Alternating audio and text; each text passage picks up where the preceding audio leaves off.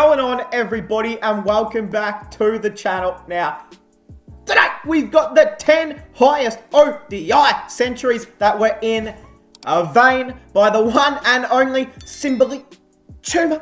We've got Simbali Chuma today. Shout out to Simbali Chuma, of course. Original links are always in the description. Hey, what does vein mean? I think that means like in bad manner. So I'm guessing these are just centuries that were like 10 highest ODI centuries that were in vein. So that does that mean like maybe it's like when a player hits like a 100 but their teammates on the other end and they're like on 2 runs? I don't know. Let's check it out. That's what we're here for. Is extremely I'm sorry, we're gonna have to skip that intro, Simbali. I'm so sorry. hard in any form of cricket. But you have the sense of fulfillment when you score 100. It's Gilly. Don't you? It's even more fulfilling when you score Hitman. some 30 odd runs, but it eventually helps the team to win the match. However, there are some centuries which go in vain as the team loses.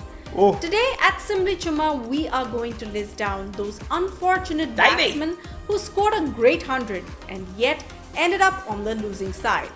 A big shout out to Bodo Indian Fund for suggesting this topic. Bro, imagine, just quickly, last pause of the video, but imagine scoring, you know, making a ton in an ODI especially, and still losing. That just has to, it's like, what more could I fucking do? Thank you so much, and please keep the suggestions coming in.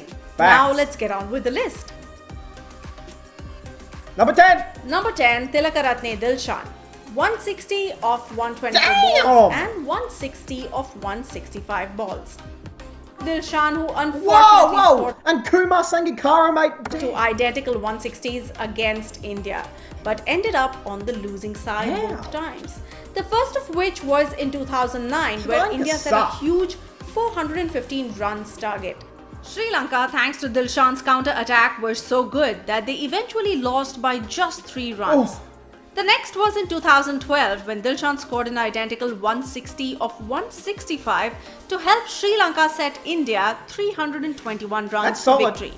India, with the help of Kohli and co, decimated the Sri Lankan bowling and reached the target with 80 balls to spare. See, now that's why I feel bad for like people like Dilshan. There's been some really great cricketers in the last 10, 20 years out of Sri Lanka, but their bowling attack has just always been the thing that is just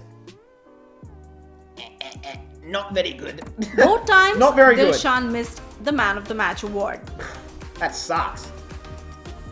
Number 9, Chris Gayle, the boss. 162 of 97 balls. Chris Gayle's last century also became 100 in vain as he took on the English bowlers for an unexpected counter-attack which scared England. Their big 418 runs looked achievable thanks to Gayle's 162 of 97 balls. But after he got out, West Indies eventually succumbed to the pressure. England won that match by 29 runs and West Indies #FBenStokes in the comments right now. still had 2 overs left when they were all out. The boss. I mean, what more can you do? Nothing. Where'd the sound go? Number 8. What have we got? Number 8, Ricky Ponting, 164 of 105 balls. Hey, Rick. Who can forget that match? One of the best ODI matches ever. It was the first and only time when 400 plus runs was chased successfully as of date. Was it against England? Ponting scored a brilliant 164 runs of 105 balls to help his team to a monumental 434 runs. A never heard before score. But South Africa surprised themselves with the counter-attack that they carried out. Gibbs scored a 111 ball 175 to set up a famous victory with 1 wicket and 1 ball to spare. How are you going to let Herschel Gibbs? No. I mean, who was bowling in this sort of team? I'm guessing we had Brett Lee, you know, probably Glenn McGrath might have still been playing around this time. Maybe a Mitchell Johnson might have been playing. I mean, how are you going to let Herschel Gibbs chase it? Rightfully, Gibbs and Ponting shared the Man of the Match award. Damn it. Not good enough. Number 7. Number 7, Robin Smith, 167 of 163 balls. Robin Smith of England scored the fifth England. highest score ever in one-day internationals in 1993 to Good help the mullet. team reach 277 for 5 in a 55-over match. Australia won that match by 6 wickets and 9 balls to spare, thanks to a sensational century by Waugh and a brilliant 86 not out by Border. Robin Smith was awarded the man of the match for his achievement though. Bro, what's with the helmet back then? Like, what's the point of fucking wearing it? Honestly, like, your whole face is just exposed. Number 6. Let's get it. Number 6, Rohit Oh, the Sharma, hitman. 171 Nice. of 163 Nice. balls. It was 2016 at Perth when Rohit Sharma scored. Wait! Rohit Sharma has Hitman on his bat.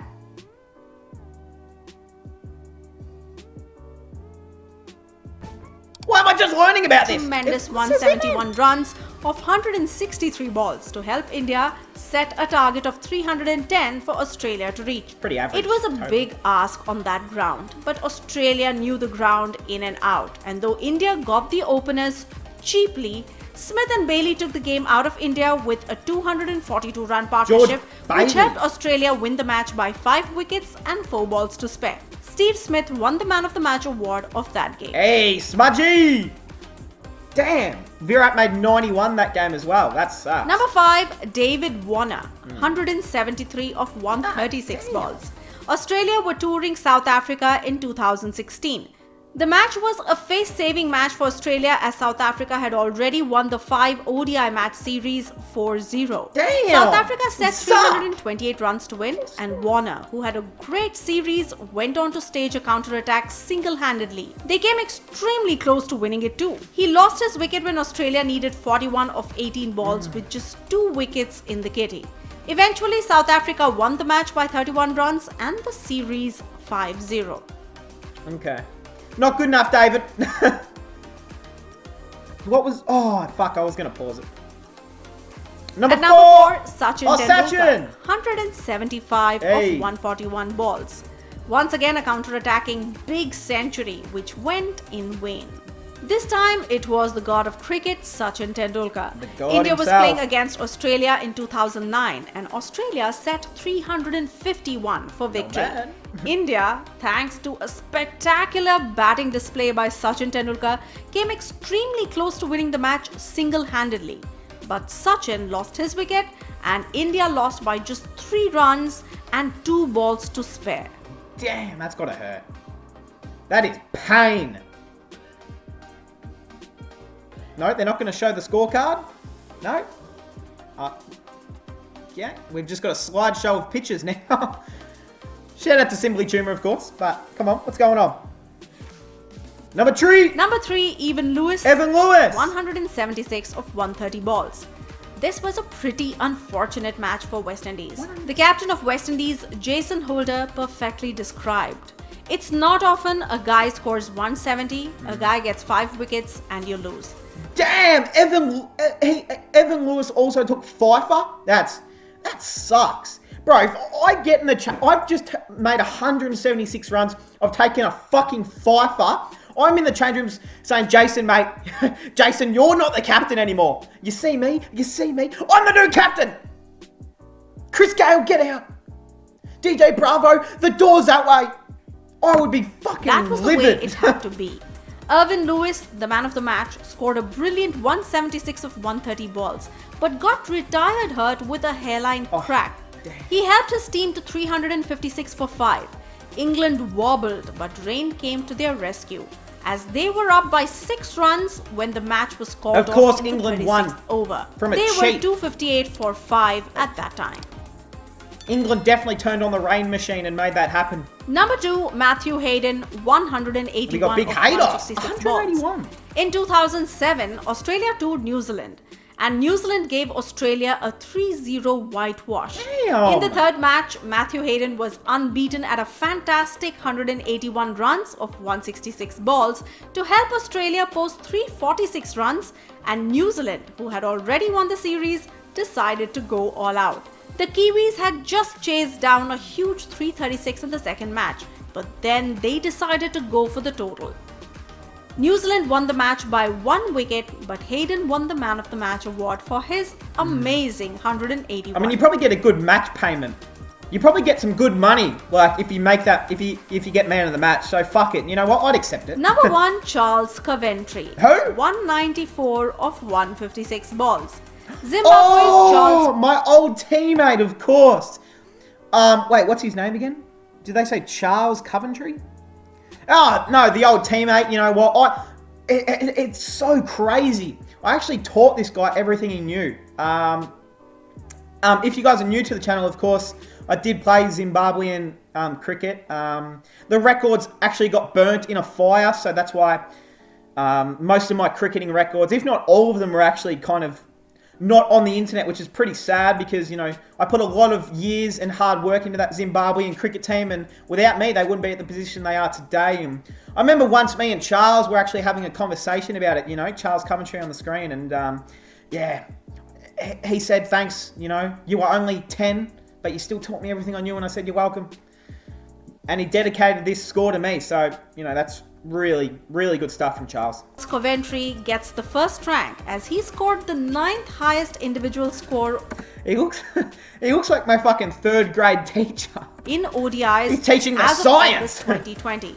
But that was not enough for Zimbabwe to win the match, as the rest of the batsmen did not come to the party, and they were barely able to score 312 runs. I wasn't playing. On the other side, Bangladesh's Tamim Iqbal's brilliant 154 was good enough for their team to win the match by 4 wickets and 13 balls to spare. Coventry did win the Man of the Match award along with Tamim Iqbal. Yeah, look, Zimbabwe, they should have played me. Alright, they didn't play me.